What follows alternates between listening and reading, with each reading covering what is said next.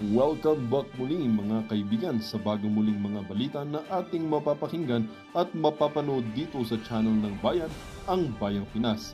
Dito, ating matutunghayan ang mga bagay na nangyayari sa ating bansa, partikular na umano sa loob na mismo ng gobyerno at lalong-lalo na dito sa kasalukuyang administrasyon. Ngunit bago ang lahat, kung bago ka pa lamang sa ating channel ay siguraduhin mong ikaw ay mag-subscribe, pindutin ang notification bell at syempre piliin na rin ang all upang lagi kang maging updated sa mga balitang bago, totoo at walang bias. Syempre mga kaibigan at kung mga ating mga solid viewers naman dyan ay maraming salamat naman po sa inyong walang sawang pagsuporta. At huwag din pong kalimutang magpakita ng suporta sa ating channel sa pamamagitan ng pag-like at pag-share sa ating mga videos. At syempre mga kaibigan, kung meron ka naman pong hinaing at opinyon, ang ating comment section ay bukas para sa inyong mga opinyon at mga hinaing at kung ano po ang nais nyong sabihin sa ating mga gobyerno upang mabasa na ito. Heto na nga mga kaibigan, atin nang panoorin at pakinggan ang balitang ito.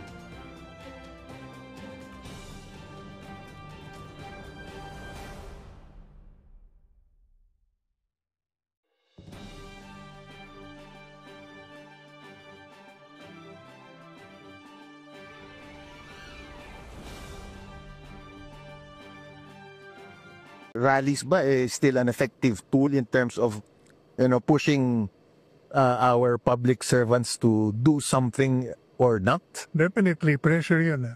Pressure yun, lalo na kung marami. Tapos nakikita mo iba-ibang grupo na Yung sa 18, simbahan. Ako, yung sa 31. Kala ko sa mga dilaw yun. Kila Tony Carpio yun. Kasama. Kila Tony Carpio yun Kasama. Oo.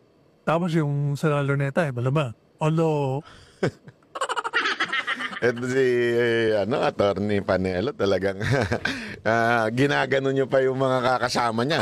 Kasi yung kasama niya dito, yung nasa kaliwa, yung ICC na ewan ko, prosecutor, abogado, di ko alam kung anong ba posisyon niyan. Nanggugulo na. Pero ano yan, makakaliwa yan. Alam na natin kung ano ibig sabihin ng makakaliwa. Di ba? Alam natin yan. Yan ay parte ho ng mga makakaliwang grupo. Di ba? Alam na ho natin yan. Matik na yan. Gago! Oh. Kaya pa na yan tingin niya dito. Ay, alam mo ba naman, si Sek Panelo, masungit pa naman yan. Maano pa naman yan. in support of the president, pero effectively you're supporting Sara also. Pero ikaw, Sec Panedo, do you agree that it is not a matter of paramihan ng tao? Well, alagang, sabi ko nga from the very start, di ba? Yung military, hindi gagalaw yan. Kung ang tao, wala dyan. Ang history natin shows that military will only come out or withdraw its support pag nakita nila ang tao na dyan. Hindi mo mapapalabas siya. Kayo, Congressman Castro. That's a good answer. Alam niyo kung bakit? Alam niyo kasi tinatanong siya kung may ano ba, meron bang value yung marami ang umaten sa INC. Ang sagot niya kagad, importante yan. Kasi nga, tandaan ninyo, ang military, hindi huyang gagalaw without the people. Bakit ho kanyo? Sandali. Ibig mo bang sabihin, banat ba'y nag-i-incite to sedition si Panelo? I don't think so. You do not understand the Constitution. If that's the way you think. Kasi kung babasahin ninyo sa ating konstitusyon, Google natin, AFP, AFP. Fernandez, hindi F, hindi P, hindi pala P. Baka mami AFP yan AFP. Okay, eto ho, sabi sa ating konstitusyon, chatamate. Eto sabi pa nga ng what is the constitutional norm of, the armed forces of the Philippines is the protector of the people and the state. Yan ang nakalagay dyan. Nasa section 4 po yan. Kaya nga, chatamate, kasi hindi ko makita yung eksaktong nasa yung konstitusyon natin yan Kasi para mas maintindihan natin na hindi nag-i-incite ng sedition si Panelo. Yan po ay nakalagay sa section I think section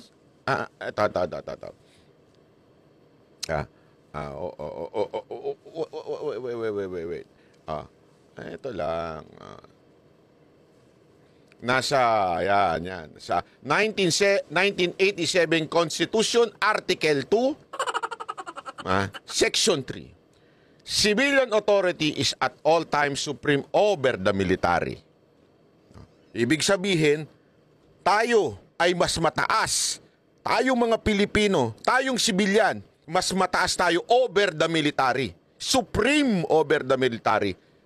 The Armed Forces of the Philippines is the protector of the people and the state. It doesn't say protector of the government officials or the politicians. Sabi dito, it is the protector of the people and the state. It is its goal to secure the sovereignty of the state and integrity of the nation. National territory. Ayan po, ibig sabihin, ang kanilang trabaho, protektahan ng tao at yung state. Ang goal nito, yung sovereignty ng ating territory. Yan po ang trabaho ng AFP. Sa madaling salita ho, mga kababayan,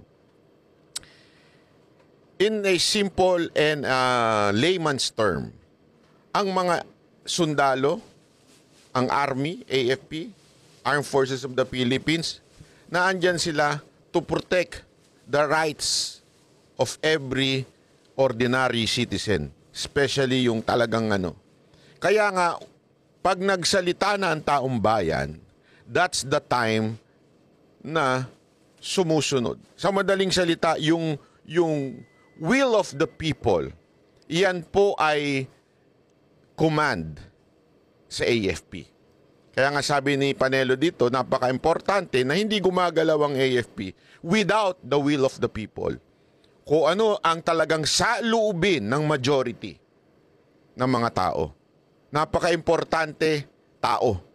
Kaya hindi mo pwedeng ibaliwala ang nangyaring rally. Kasi yan po ang damdamin ng tao. And, sabi nga sa Section 3, civilian authority is at all times supreme over the military. Maganda ho nga maintindihan natin yan. Kaya hindi yung inciting to sedition ito. Sinasabi lang kung ang boses na ng taong bayan ay ganito, dapat pong sumunod ang ating mga kasundaluhan. Do you think that... noong rally sa 31, malaki ito dahil combination ito nung lahat ng mga impeachment complaints, yung tatlo na impeachment complaints, kasama na dyan yung lahat pa ng supporter ng impeachment. So, tinatanong kasi yung rally na naganap sa kanila. Ang sagot niya, hindi, meron pa tayong mas malaking rally. Ano? Bakit? Aminado ka ba na nilangaw talaga yung rally nyo?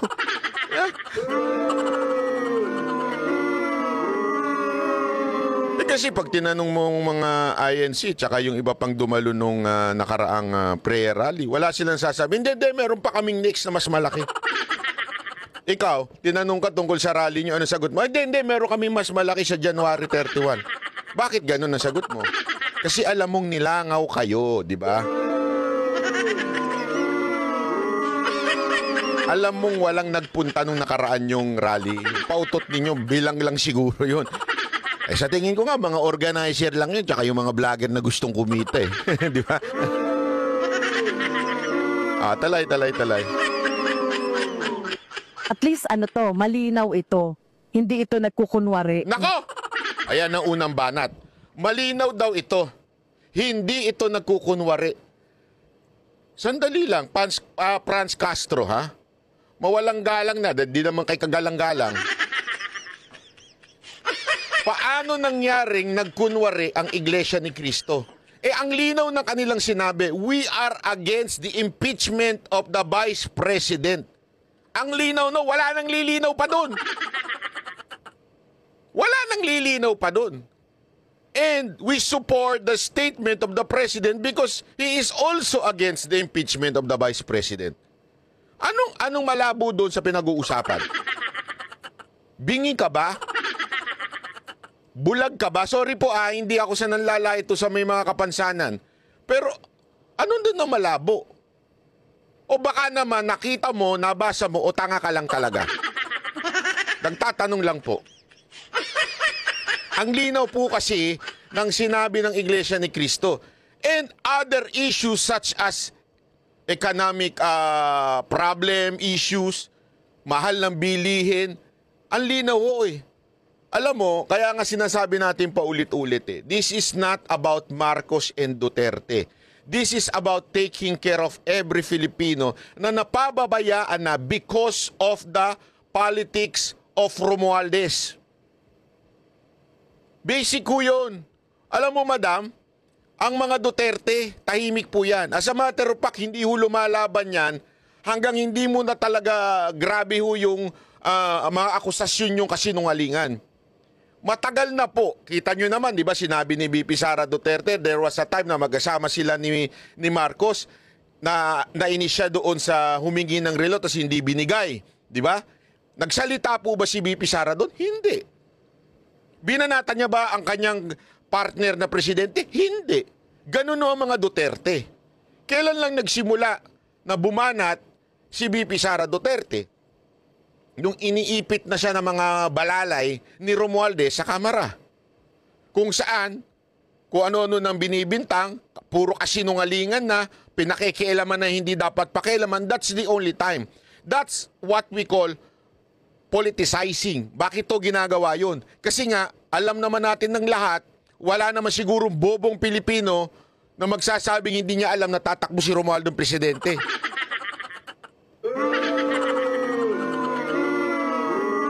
Pero ako gusto kong tumakbo yung mama na yun eh. Kasi pag tumakbo yung mama na yun, ako 100% sigurado akong tatakbo si VP Sara Duterte. Sigurado ako. Yun ang talagang trigger point na tatakbo si VP. Alam mo si VP Sara Duterte, hindi ho yan napatunayan natin noong 2022, hindi po siya sakim sa kapangyarihan. If she is greedy sa power, kanya na ho ang presidency noong 2022. Bakit? Mantakin mo yung tatay niya, ang taas. Mantakin mo, people were expecting na siya na ang tatakbo na presidente susunod. And they want continuation from PRRD to Vice President Sara Duterte. Gusto nila yon. As a matter of fact, sa survey yan, ang taas niya compare sa mga susunod. Malayo pa nga si BBM noon, I think third or fourth. Talagang napakataas ni VP Sara Duterte. And yet, nagbigay daan siya kay Marcos. Sabi niya, hindi, okay lang. Hindi ko naman yan. It's not my dream. It's not us na yung gusto namin sunod-sunod. Ayaw nila niyan. Di ba? Paano ko pa masasabi sa inyo? Ano pa masasabi ko sa inyo kung bakit gano'n ang mga Duterte? Isipin mo, nung naalala nyo, nag-aaway yung between Cayetano at saka yung si Velasco. Naalala nyo nun? Sabi nung ibang mga congressman, sir, para wala nang, eto suggestion nila kay PRRD, sir, para wala nang gulo between Velasco and Cayetano, better kung ang speaker yung anak mo na lang si Pulong Duterte. Alam mo, sabi ni Pangulong Duterte, pag siya naging na speaker, I will resign as a president. Publicly niya sinabi yun, mantakin mo, o ikaw ba naman si Pulong? Tatakbo ka pa ba? Na, ibig sabihin, ipipilit mo pa ba na mag-speaker ka? Kasi sa totoo lang, at that time, tayo lang siya. O kaya yung mga kasamahan niya, gusto namin si Pulong. For sure, grabe ang boto dun. Kasi Duterte yan. Pero wala. Ngayon, ang kapal ng mukha ni pinsan. Walang delikadesa. Mantakin mo. Mantakin mo ha. Hindi na nahiya. Yung pinsan niya ang presidente. Tapos siya nag-speaker. Di ba? Ay, naku, pambihira, oo.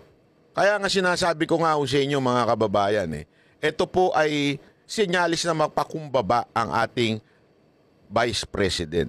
So what do you mean, Banat Bay, kung makumbaba siya? Simple lang, ayaw niya ng gulo. Ayaw niya ng gulo. Gusto niya trabaho lang, trabaho. Kaya lang, dahil sa pamumulitika nito ni Romualdez at ng kanyang mga alalay diyan sa Kamara, nagkagulo bayan. Nagkahati-hati. Nawasak ang kapayapaan. At malinaw doon yung panawagan ng Iglesia ni Cristo. Tama na ang politika. Intindihin na natin ng taong bayan. Grabe na ang paghihirap ngayon. Kayong mga congressman, instead na magtrabaho kayo, iniistorbo nyo ang bawat departamento, pinatatawag ninyo ng walang kwentang hearing para masiraan lang. Naintindihan niyo ibig sabihin? Yun ang pamumulitika na gustong mahinto ng Iglesia ni Cristo. Malinaw sa malinaw. Walang pagkukunwari na tulad na sinasabi mo, Franz Castro, the child abuser. Convicted siya, Parang peace, di ba? Ito, direct Parang peace. Talaga naman yun na naman talaga. Wala naman na iba. Narinig mo ba na sinabi ng Iglesia ni Cristo na bumaba ka, Marcos? Wala. Mag-resign ka, Marcos. Sa matter of fact, kasama pa nga sa prayer nila si Marcos eh. Kahit alam ko yung iba, ayaw eh. Pero ganun sila eh. Hindi wala akong ano. ito na talagang pagpapanagot kay Sara Duterte doon sa no? Ang linaw nun, sinabi naman nila ayaw nilang matanggal sa posisyon si Sara Duterte. Anong pinagsasabi mo? Ano ba? No, doon sa misuse ng pondo ng ating mamamayan. Kaya ang mga taong darating dito sa 31 ay talagang resolve silang kumilos, gumawa ng mga iba pang mga activity para talagang ma-push ang ating Kongreso na ituloy yung impeachment. Bakit yan pala kaya na sa Luneta? Bakit dyan lang sa EDSA, sir? Malitang EDSA ride eh. Grabe ka O naman. sinadya nila yun. Grabe ka naman mapanlay. Bakit hindi kayo sa Luneta na makitang langaw kayo? Bakit kayo sa EDSA? Sir, ako nang sasagot sa'yo. Ako nang sasagot sa'yo, Sek. Yun yung sa EDSA. Nagmukha silang langaw eh. Luneta pa kaya? Hindi, grabe yung sila. Nakita nyo yung picture dun sa EDSA? Ay, naku, hanapin natin. Mamaya, pakita natin. Nagkukunti lang darating. If pare, risk kasi ng EDSA ride. Parang... Eto na naman si tagapagtanggol ng mga Hindi kasi pare Hindi. Bakit? Ba't di na ginawa sa New Era? Hindi, kasi yung dahilan mo, sablay. Sa totoo lang, sablay. Pare kasi kaya sa EDSA Shrine kasi nandun yung simbahan. Bakit hindi ginawa sa Central ng Iglesia ni Cristo? Na dati naman nilang ginagawa. Naalala ko yan kasi taga-Fairview ko dati. Pagka-anniversary ng Iglesia ni Cristo, sarado lahat eh. Kasi nga doon sa may New Era, ewan ko lang, sorry di pasensya na sa Iglesia, di ko po alam kung hanggang ngayon doon pa rin ang Central ninyo. Pero naalala ko yan, nung kabataan ko, bata pa rin naman ako ngayon. Pero nung kabataan ko talaga, kasi taga dyan ako UP ako. UP Dilimano. Pasensya na, ganun talaga, pautakan lang eh. Totoo. Tapos Claret din ako. So talagang, tas taga-Fairview ko, dadaan ako dyan sa New Era. Tuwing anniversary, hindi sarado lahat ng karsada dyan. Pwede naman nilang gawin doon. Bakit nila ginawa sa Luneta? Kasi they are expecting more.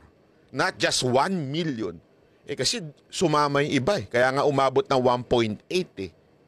Mantakin mo. So yung logic mo, attorney, ewan ko sa'yo, sablay. Yung dahilan mo sablay. Hindi kasi nandun yung parish priest kaya sa EDSA ginawa.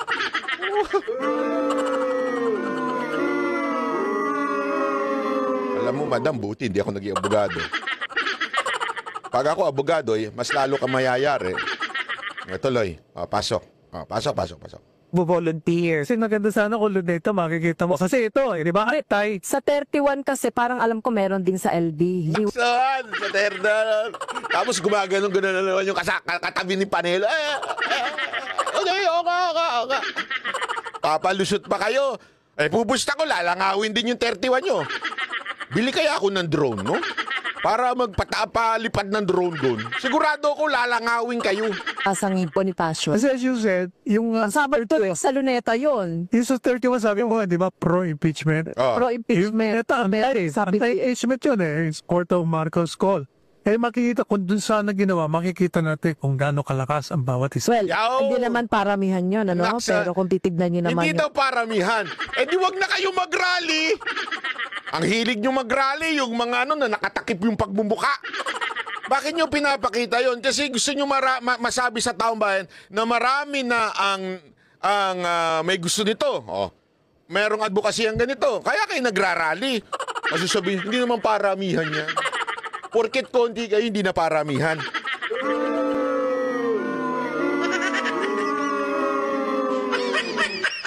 Franz Castro, kaya ka na lang natatalo sa kaso nyo.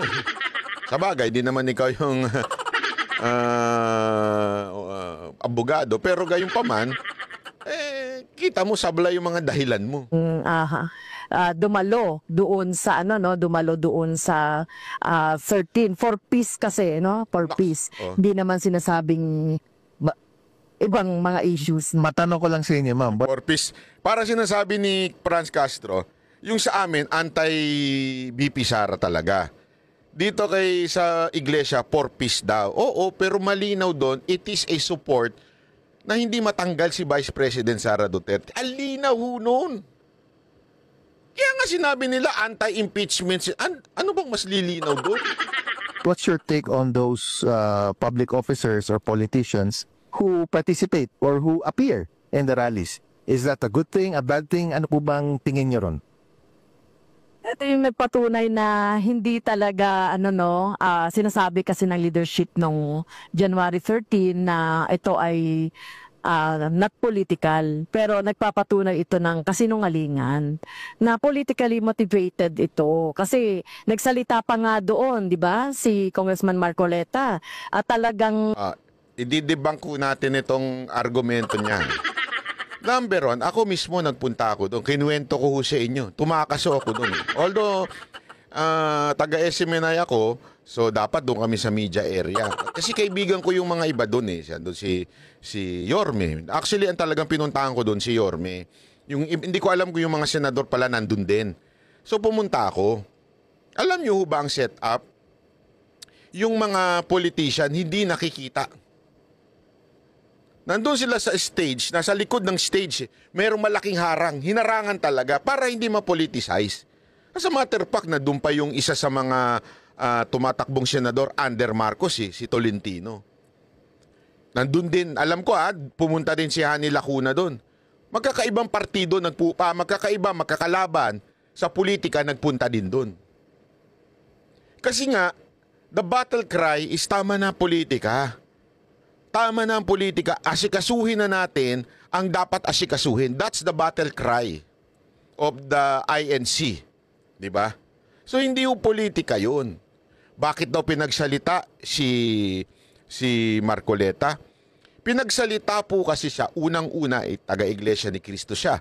Pangalawa po, aside from taga-iglesia ni Cristo siya mismo na witness niya na yung politikang ginagawa sa Kamara na nilalabanan ng INC through this rally, ipinaliwanag niya sa mga kapatiran nila, ito ang nangyayari sa Kamara. As a matter of fact, ang linaw doon, we are not against the impeachment per se. What we are against is yung process na ginawa.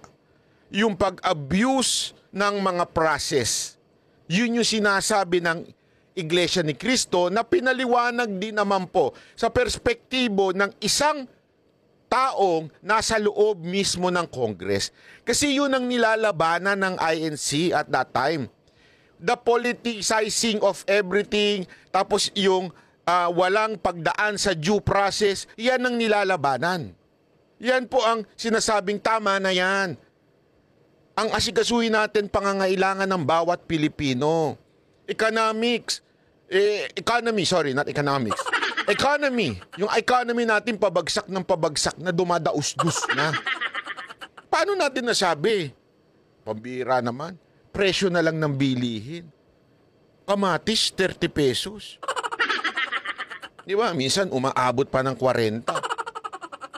Oh. Di ba? Yung pa lang, alam na ho natin na yun talagang pinaglalaban at walang politika doon. Wala naman pong tinaas ang kamay, wala naman pong pinagsalitang iba. Alam niyo ho ba na hindi ho nag-imbita ang Iglesia ni Cristo? Napakinggan ko yan eh. Sila ho ay pumupunta lang ng kusa mga politiko. Pumupunta lang sila in support. Ibig sabihin, they were there not as a guest, but as a participants. Siguro naman, kalayaan ng bawat Pilipino, according to our Bill of Rights, na kalayaan ng bawat Pilipino, including politician, na ilabas nila ang kanilang expression. Freedom of speech. Hindi nga ako sila nagsalita pero man lang yung kanilang presensya ay pagpapakita ng kanilang expression na ayaw na nila ng politika at ang gusto lang nila ay maayos ang ating bayan. Yun po yun. As a matter of fact, siguro may mga DDS din nagpunta doon. Malamang sa malamang, di ba? Pagka binabanggit yung pangalan ng presidente, naaasiwa. Di ba? Yung iba, aminin na natin, yung iba mga nagpunta doon. Oh. Pero gayon pa man, paulit-ulit, pinapanalangin pa ang presidente ng Pilipinas. It is not against Marcos. It's not politics. It's really the problem. Nilambas niya yung Quadcom, yung ginagawa namin sa Quadcom. Kaya kasi talagang talaga at nandoon din yung mga candidates ng Duterte, 'di ba? Na nandoon pa sa harap. Kaya talagang political ito. Kaya Attorney Conti, if you were Are you there? Nasa harap sila pero nakatakip. Nakita ko yun Kasi alam mo kung bakit? Lumapit ako sa kanila Bakit ako lumapit? Kasi wala namang camera, di mo makikita ng tao May picture pa nga ako Dandun mismo sila nakaupo sa parang, anong tawag doon, yung hagdan doon. Yeah? Di ba to run for politics, or if you are a current politician or public officer, would you go and participate in one of those rallies, whether 13 or 31? Sa 31, nandun ako. Ako po, actually, nominee ako ng Bayan Muna. Ayun!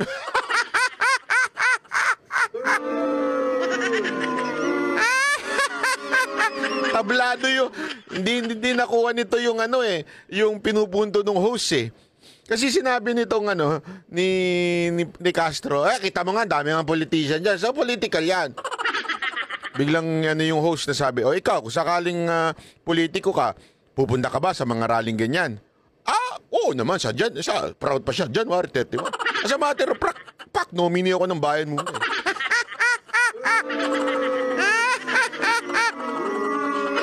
So, ibig sabihin, talagang kayo ay namumulitika. Yan ang sinasabi ninyo. Di ba? Proud na proud pa kayo. Number 5. Kasama ko po dyan si Attorney Nery Colmenares, si Attorney Ferdy. Ayan. Nag-promote pa. Kaya Bayan Muna, laglag natin yan yung Bayan Muna na yan. Mga kababayan, let us not just campaign for people that we want. Kung sa Senate, o kaya mga party list, o kaya mga congressman natin. Pwede naman tayo mag-campaign against these people. Tingnan mo, boboto mo ba yung ganyan? Hindi na boto yung mga ganyan, Ni Caloy Zarate and then Ferdy Gaite. Number 1, 2, 3. Bangko ako. Pero, these rallies are political at walang pumipigil para suportahan yung tao. Ngayon, medyo na-concern lang ako, na kanina binabagit kasi yung in terms of numbers. Yes, the military will come out if there's numbers, but are we looking at a people power 2, 3, 4? Ganyan ba? Ako hindi pa nga sa ganun Pagpapakita pa lang ng suporta. Kaya kung babalik sa impeachment, what we need are 103 congressmen. What we need to proceed with whatever complaint, yung ebidensya, etc. So we need to focus on these particular things. But if you want a revolution, well, we can give it to you.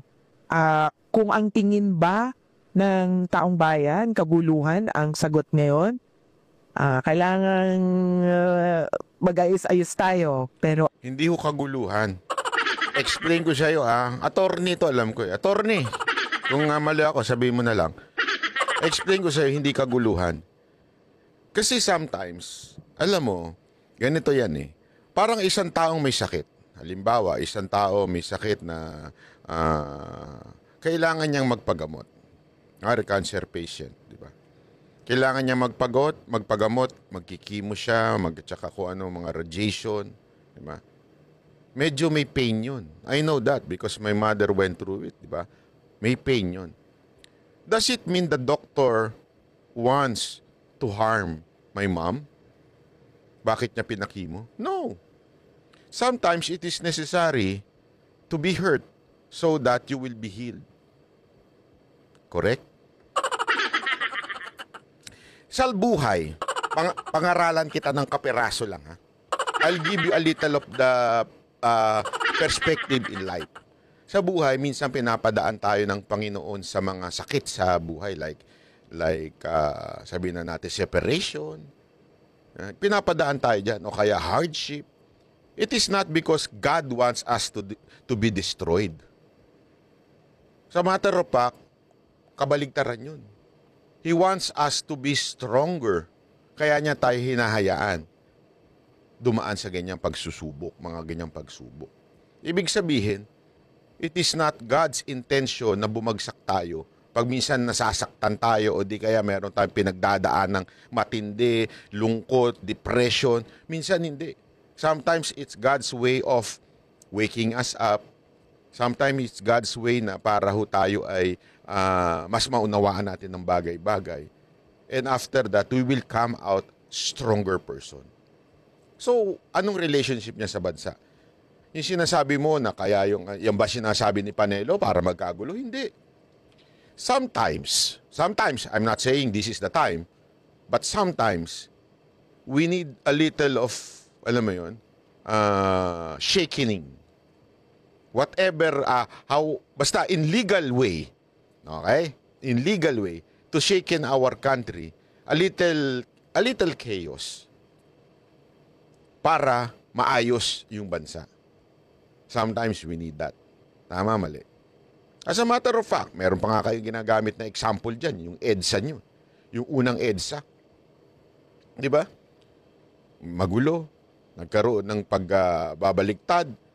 Na-shake ng konstitusyon. Lahat na supposedly, dapat aayusin ng bansa. Hindi na ayos. Lalong gumulo. Pero ayun ang ibig ko sabihin, mga kababayan. Hindi naman sinasabi ni Panelo na banggulo yung mga army. Hindi! Wala siya sinasabing ganun.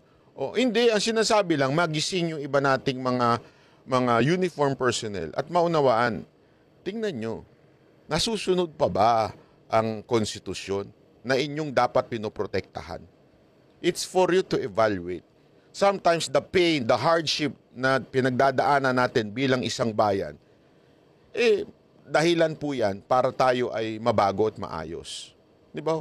Alam mo ho ba? Ito, para lang sa kaalaman mo. Ewan ko kung alam mo to. Hindi mo ba alam sa ibang bansa mas nag-e-excel ang mga Pilipino na OFW, mga Filipino worker more than other countries? Kasi tayo sanay. Sanay sa hirap. Sanay sa lahat ng bagay. Lahat ng trabaho, alam natin. Kasi nga tayo all around tayo Di ba? Sa bahay natin. Pag galing tayo sa mahirap, nagiging electrician, tubero, lahat ginagawa natin. Diba? Ang tindi nung paghihirap na yun. Magtataka ka, bakit ka naghihirap ng gano'n? Nung naging OFW ka ngayon. Pagpunta mo ng ibang bansa, mas magagaling ka sa ibang lahi. Bakit? Lahat alam mo Pag inuto sa'yo, bahala. Relax, namatay lang ang tubig. Akong bahala, barado lang. Sus! Kahit hindi yun hindi yun ang description mo, teacher ang pinasok mo.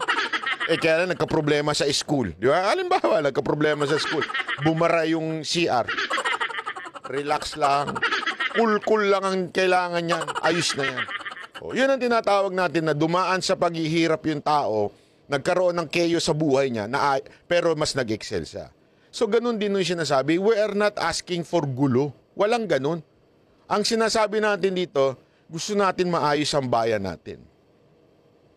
Ngayon, yung ginawang step ng INC para magising ang bawat Pilipino at bawat sekta ng ating bayan. Kasi alam mo, marami nagising.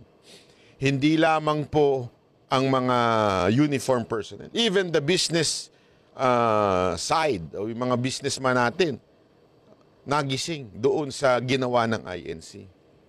Di ba? Yun ang sinasabi natin, madam. Ang importante, siguro, para sa 2025 elections, dapat hindi na kayo maboto. Yun ang importante doon. Dapat hindi na kayo maboto. Yun talaga importante doon. Di ba? Gago! Talaga yung itsura, mabago talaga yung karakter, hindi yung same na lang. Sec Manila, before we go to question and answer, no, I just want to get your final insights with respect to all of these rallies nung nakaraan at meron pang darating itong 2 days within the month, dalawa. What's the significance? What's the impact? How can it help or not help the impeachment efforts? Napansin ko lang. Nga pindot ni Sir. Sige, wag mo tapikin ng Ang ulo, napansin masakit ko, siya. yung mga grupo, parang more on anti-Congress eh. Oo. Tingnan mo yung, Ay, Congress. kasi tingnan mo yung statement ni Tony Carpio, more on kung Congress ang binibili niya eh. Ito namang sa Luneta, parang antay din. Kasi nga, huwag na kayo mag-impeach. Diba? Parang antay. Kaya ko itong grupo ng mga pare, most likely, antay rin yan eh. Anti-government, pero parang nakakonsentrate sa Kongreso. Bakit kaya? Okay. Di ba? Yan ang napansin ko. Parang more on, parang hindi BBM eh. Parang more on Congress. Parang, Kasi talaga, sila naman yung nanggugulo sa bayan natin eh. Yung Congress eh. Di ba? Ay nako. sinisisi na nagsimula ang gulo dyan sa Kongreso eh. Kung tutusin, kasi yung bola nasa kanila. Oo. Talagang yung mga tao, especially yung sinasabi nating mga supporters, tsaka yung mga complainants sa impeachment, syempre ay ipupush talaga nila yung Congress. So not necessarily naman na antay. Pushing the Congress talaga na gawin na yung kanilang mandato. So yun yung ating yung ating sinusulong na kung hindi pa ngayon kailan. No, but referring to I'm referring dun sa mga contentong messages. Parang effectively sila magnanakaw kayo. Basahin mong mabuti, yun ang punto talaga eh. You've been plundering this country for so long, ganun eh. Antitindi. Sa totoo lang, nagugulat ako sa mga narrative ni Carpio, pati si Drilon, bumanat na rin. Si Frank. Binasa ko nga sa programa ko kahapon yung dalawang open letters. With that, I think let's open our forum to our media. Go ahead po. Diba? Tama si Sec Panelo eh. Lahat ngayon, ang puna talaga yung Congress. Yun talaga ang umabuso sa kapangyarihan, naging walang niya. Sila talaga eh. Ako, may I suggest to the President, kung gusto mo talaga maayos bayan natin, ayusin mo itong pinsan mo. Wala talaga eh. Unless ayaw ninyo maayos. Unless kayo talaga ang pinuno ng kaguluhan. Pero kasi marami akong kakilala. Marami akong ito mga legit to mga legit na kakilala. Mga legit na encounter with BBM, including me. Si BBM parang yan eh. Chillax lang na tao yan. Si BBM yung tipong hindi yan alam mo yun, hindi siya hands-on. Kaya tuloy, yung mga nakapaligid, inaabuso siya. Kaya lang, it's about time, Mr. President, na makialam kayo. It's about time na gumalaw kayo at pagsabihan nyo na itong pinsan ninyo. Kung hindi talaga kaya, tanggalin nyo na lang ho. Kasi siya ang nagiging cause ng gulo sa bayan natin. Same procedure tayo. Introduce yourself, the company or the media company that you work for, and then kung sino yung gusto nyong tanungin. Go ahead, please. Hello, magandang umaga po. Salamat po, Racklin, sa pag-imbita sa mga media ngayon. Ako po si Ed K. Usman, isang Moro, taga Mindanao po, pero naka-based ng Manila. 40 years in the media industry, starting with Evening Post, the Manila Bulletin. Pero I have my own news site now, Site and Digital News. Ang tanong ko po, sir, kanina po, sinabi niya Tony Conte, that was a very brave thing to say. Nandiyan po si Congresswoman Castro, yung tungkol sa mga ayuda, AKAP, na bakit nagkaroon ng ang mga congressmen, congresswoman ng budget sa sarili. Trabaho nila, gumawa ng batas. Kung ang nakarinig niyan, taga Korea, Taiwan o Japan, baka magharakiri. Ma'am, ano po yung comment nyo na tinatawag na magnanakaw ang Kongreso po. Salamat po. Well, siguro with due respect po kay Attorney Panelo, no, yung tungkol doon sa issue ng, or sa term ng magnanakaw ang Kongreso. Sagutin mo muna yung tanong. Didepensa mo na naman yung amo mo eh. Eto, halata eh, dumidepensa sa amo. Magnanakaw ang Kongreso. So, hindi po ako privy din sa kanya sinasabi. Hindi kayo payag doon, hindi kayo favor doon na talaga magnanakaw ang Congress? Sabagay. Sino ba nga amin? Kung ikaw ba naman masaya, maligaya. So, ayun, siguro sasagutin ko na lang po yung mga ayuda na nakapaloob doon sa budget. So, yun po ba yung tinutukoy ninyo? At kung bakit lumalahok ang mga kongresista doon sa mga distribution nitong mga ayuda na ito? Well, in the general sense ng ayuda or subsidy sa ating mga mamamayan, hindi naman po masama yung ayuda. Kaya ang problema lang natin dito ay dapat defined itong mga ayuda na ito na talagang magiging effective ito sa pagtulong sa ating mga mamamayan. Halimbawa, katulad po kami, humihingi din po kami ng ayuda para doon sa mga humingi ng mga magsasaka na naapektuhan ng oil spill sa Mindoro dati. Inamin niya, humihingi rin sila ng ayuda. Sabi ko sa'yo shut up ka na lang Lalabas at lalabas na yung talagang mga, eto, bakit to kanya? Hindi nyo trabaho yan ang mamigay ng ayuda. Kailan sa ating batas na ang mga congressman ang kailangan mamigay ng ayuda?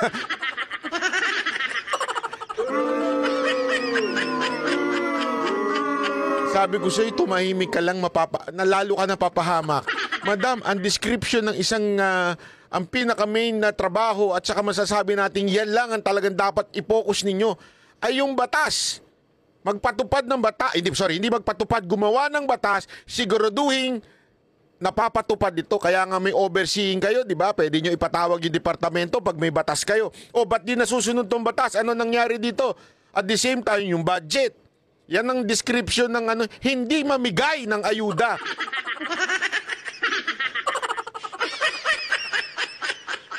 Yan ay nakagawian na lang na lumalapit sa congressman para humingi ng pera. Nakagawian na lang yan. That's a trap away. Hindi dapat ganyan. Ang gumagawa niyan dapat departamento na executive branch, DSWD. Ang dami pang ibang departamento na dapat sila ang gumagawa, hindi kayo. So dyan pa lang, nilaglag mo na yung sarili mo. So inihingi natin yan dahil nakita naman natin na nawalan talaga ng kabuhayan. So may iba't iba kasing klaseng ayuda no? Kailan dumami na nga. At hindi naging hindi naging masyadong defined, lalong-lalo na yung AKAP. No? Lalong-lalo na yung AKAP. At ang problema pa dito, Fred, no? Yes, sir. Nilahukan pa ito ng mga politiko na dapat ay hindi. I think para madiwanagan tayo, no? Kasi I think Attorney Conti was already trying to explain that Supreme Court case that decided against the pork barrel, or known as PDAF. Ano po ba, ma'am, just, a very brief summary. Ano po bang sinabi ng Supreme Court regarding PDAF against its constitutionality? In simple terms, ang sabi ay hindi responsibilidad ng Kongreso ang magpamahagi per se ng pera. Pero meron siyang responsibilidad na gumawa ng batas. Budget. Siya may budget at saka batas. Ikaw na mismo nagsabi. Yan ang yan ang sinabi ng Supreme Court. Although that's ewan ko, wala akong tiwala sa iyo pero yan ang sinabi may role ang Kongreso sa paggawa ng budget, pero dun sa pagpapamigay bilang individual na mga miyembro, kailangan may maayos na restrictions. I agree yung sinasabi ni Kong Franz. Hindi ko sinasabing hindi dapat na magkaroon ng role ang mga congressman sa budget. Ang hirap ipaliwanag. Sinabi mo na eh. Hindi dapat sila namimigay. Tas, hindi, kinakampihan ko pa rin si ano. Kasi nakasamahan mo. Buking! Gago! Buking! Alam mo, papalitan ko na yung pangalan ng channel ko. Booking by na. Kasi dami nating nabubuking dito eh. Kasi alam nyo, madam, keep quiet na lang kayo para walang nabubuking. Kasi nahuhuli kayo sa sarili nyo salita. Ang hirap ipaliwanag ka tuloy. Sandali, mali na sabi ko, sinabi ng Supreme Court, ang trabaho mag-ayos ng budget. Pero, ano pala, hindi, tama pa rin pa si Franz Castro. Booking. May tawag sa ganyan.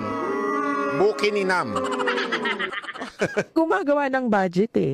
O ngayon, Pero ang particular sigurong dapat tirahin in moving forward, yung practice na ibibigay ng congressman at sasabihin, parang sa akin galing ito.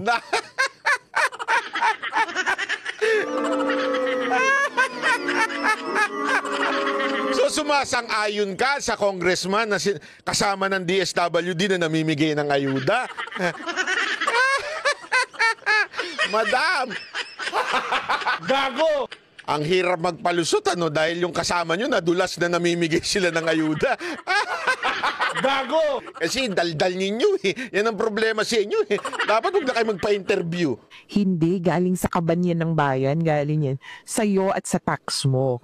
Ganon ang importanteng pagpapaliwanag. Kaya, ang mas kadikit pa nito, yung anti-EPAL law or anti-EPAL provisions. Na Ayan. hindi pwedeng itong tulay ay pinagawa ni congressman, mayor. Yan. Hindi. So yung bakit sumasama pa sila para mamigay? Naman niloloko mo naman kami. Ano yun? Sumama lang sila kasi gusto nila makita na namimigay yung DSWD. Tapos puro pangalan nila. Sinasabi mo na, yung logic mo sablay. Sorry madam. I'm really sorry but I have to correct you. Sinasabi mo yung anti-EPAL law na yung picture nila nandun. Pagawa ito ni ganito.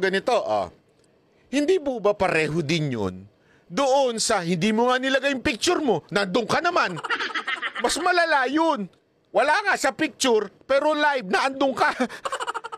Di ba? Madam, am I right or am I correct?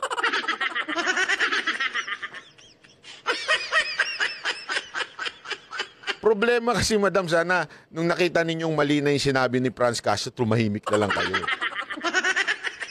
EPAL yung, nandun yung picture, nandun yung pangalan, pero hindi EPAL yung, nandun yung kandidato. Nandun yung politiko, nandun yung congressman sa stage. Siyempre, malamang, maya't maya ang banggit ng host. Oy, maraming salamat sa ating congressman na malapit sa inyo. Maraming salamat dahil kay congressman naging posible ang pagbibigay ng ayuda.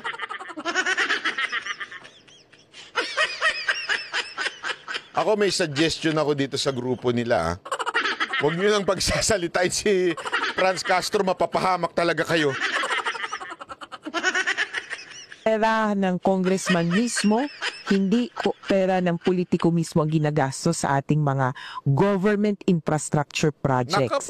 Pera ng taong bayan. Kaya hindi dapat yung congressman ang papasalamatan o kaya mismong sasabihin na siya ang may gawa. Walang credit grabbing dahil trabaho niya naman talaga ang gumawa ng infrastructure project at bigyan niya ng pondo. Pero para pang-akunin na sarili mo, hirap na yan ang paliwanag. hindi pwede.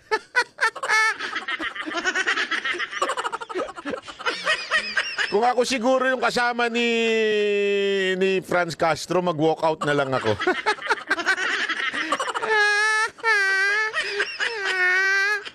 Bakit Tony Cote hanggang ngayon may nakikita pa ako sa kapaligiran na ito ay brought to you by or May picture pa no? picture, lahat, iba-ibang hat, ambulansya, fire truck, building, eskwelahan, tulay. Bakit hanggang ngayon? Nadoon pa kaya yan? Ako tingin ko nasanay tayo, tapos tinolerate na natin. Yun na Nung nga. sinimulan ni- Nasanay tayo na namimigay pati yung mga congressman. Ang hirap ipalusot niyan, mga kababayan. yan, di parang, kakaiba yan. Noong unang panahon, hindi naman eh. Nung bata ako, wala akong nakikitang ganyan na masyadong Pagdating lang ng eleksyon, biglang may picture na. Pero ngayon, mapa-eleksyon o hindi, happy undas. Happy ganyan. Yes. Oh, tapos yung tipong hindi mo na makikita yung kalsada.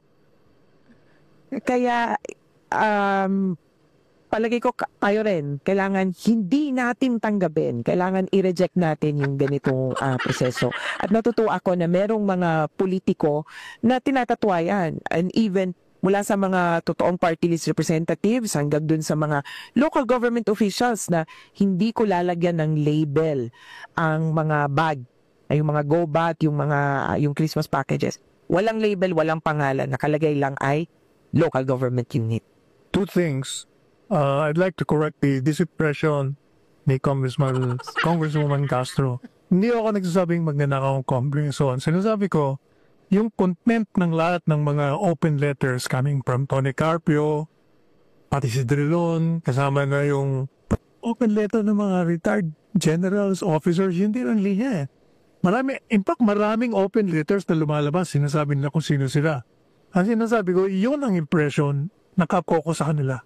Pangalawa, yung sa budget naman, ever since kontrang-kontra talaga ako na mga members ng Congress, umapasok diyan sa mga services, yung pagdidistribute. Dapat talaga wala yan eh. Dapat executive lang talaga yan eh. Dapat focus lang sila sa legislation. Pero tinolerate natin ang tinolerate hanggang naging dambuhala na. Kasi yan ang source of corruption. Kung wala silang access dyan, wala silang makukuha. Correct. Okay. Next question, please. Pagilo Bastis po, Teleradio Serbisyo. Kay Attorney Panelo po, ay hingi lang po ng reaction. Although Attorney Conti and conference can also comment on this. But Sec Panelo, yung reacts lang po regarding dun sa disbarment complaint na inihain po kay former PRRD sa SC po kaninang umaga. Can we get a reaction? Anong basis na ng disbarment? Wala pa po sinasabi so far, pero ang gusto po nila ay ang nag-file po ay yung mga victims daw po ng EJK and human rights advocate. And yun nga po, gusto nilang ipa-disbar or tanggalan po ng lisensya bilang abogado si PRRD. Hayaan na natin yung kung saan sila nag-file at sila mag-resolve yung mga complaints nila.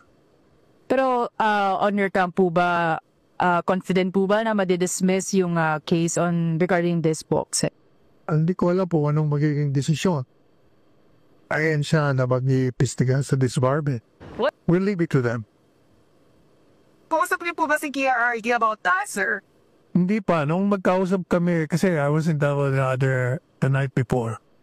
Wala pa yun eh. So hindi namin napag-usapan. So hindi pa rin po siya. Ang napag-usapan namin, he is deeply concerned of what is happening in the country. Ayaw niya ng bloodshed. Sana raw magbago na yung administrasyon. Magkaroon tayo ng pagkakaisa lahat. Ayaw niya ng mga impeachment, tuloy-tuloy na lang yung trabaho ng gobyerno. So hindi po siya na-inform regarding na may nag-file na nga po ng disbarment case against sa... Wala pa. By this time, tulog pa yan. Usually, nagigising alas 7 ng gabi. Natutulog lang alas 7 ng umaga.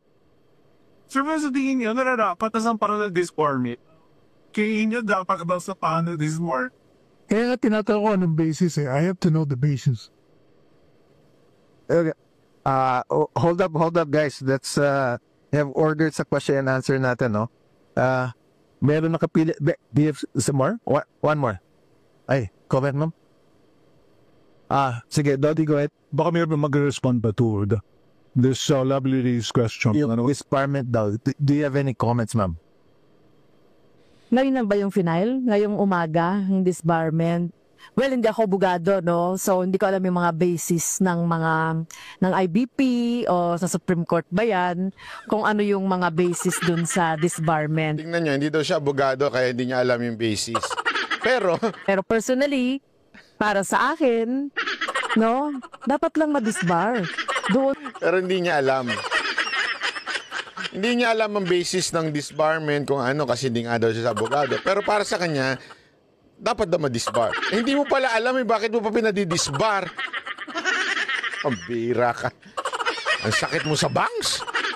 Ang bira to si Franz Castro. Sa nangyaring yung involvement ni President Duterte doon sa EJK nung panahon niya. Yung mga ginagawa niyang mga pagmumura na hindi dapat yata ginagawa yon ng mga abogado, 'di ba? Yung mga ginagawa niyang misogynist na mga statement na hindi dapat ginagawa yon ng isang abogado. So kung yun yung basihan, so para sa akin dapat siya ma-disbar. Siguro just clarify ko lang, no? Wala alam. Kasi Sec Manila, I used to be part of the Commission on Bar Discipline sa IBP. Meron kasing 4 general duties ang abogado. Duty to the profession, duty to your client, duty to the court, and duty to society. So hindi natin alam kung ano yung ginamit na ground, so very difficult to speculate at this time. Okay, go ahead. Good morning. Ano kaya hinihintay ni House Speaker Romualdez para umpisahan ang impeachment process? Ano ba yan? Bumabalaan sa... Pakisagot, Franz Castro. Sigurado ako, lagi mong kausap si Romualdez eh. Go! Hindi ba bumabalaan siya?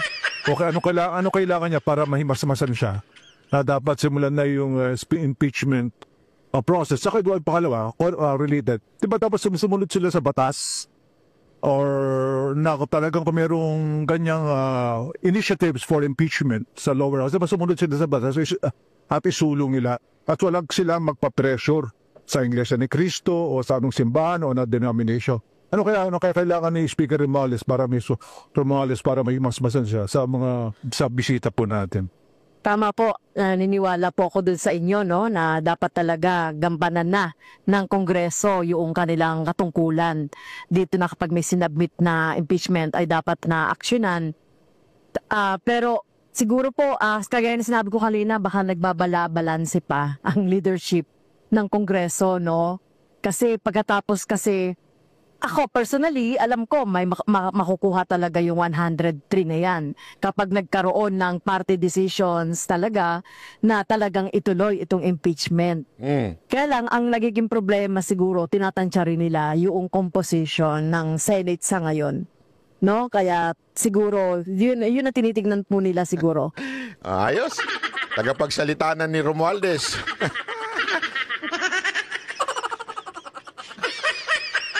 Merong part dito na balikan ko lang yung sa part na sinabi nito ni Castro yung sinungaling Sandali Sinasabi nating mga supporters tsaka yung mga complainants sa impeachment.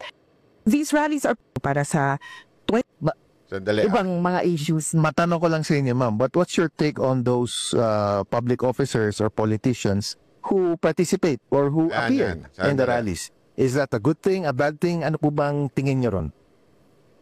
Ito yung nagpatunay na hindi talaga sinasabi kasi ng leadership nung January 13 na ito ay not political, pero nagpapatunay ito ng kasinungalingan. So diyan tinawag ni Castro na kasinungalingan. Sinungaling ang iglesia. Kasi parang sinasabi niya dito na hindi politika, pero kita nyo naman nandun yung mga politiko. So ibig sabihin, ito isang kasinungalingan. Sinungaling daw kayo mga taga-iglesia. Grabe. Madam, ingat ka sa mga sinasabing binibitawan mong gayaan. Di maganda, magagalit sa yung mga kababayan nating iglesia. Mga taga-iglesia, dapat mangampanya kayo against the end. Hindi naman di sila ganun kasi. Hindi sila yun na tahimik po ang iglesia. Kaya nga binibigay lang nila yung sinusuportahan nila sa mga kapatiran nila the day before para hindi sila nangangampanya laban sa iba. Pero gayon pa man, bantakin mo una, tinawag kayo na mapagkunwari. Pangalawa, tinawag kayong sinungaling dahil pinayagan nyo naman daw yung mga politiko na nyo. Tapos sasabihin nyo, hindi political yan. Sinungaling daw yun. Naku po, mga taga-iglesia. Hindi maganda itong sinasabi ni Castro. Ikaw naman, Castro, hindi naman tama yan. Hindi naman sila na nagsisinungaling. Hindi nga nila pinagsalita yung mga kandidato doon.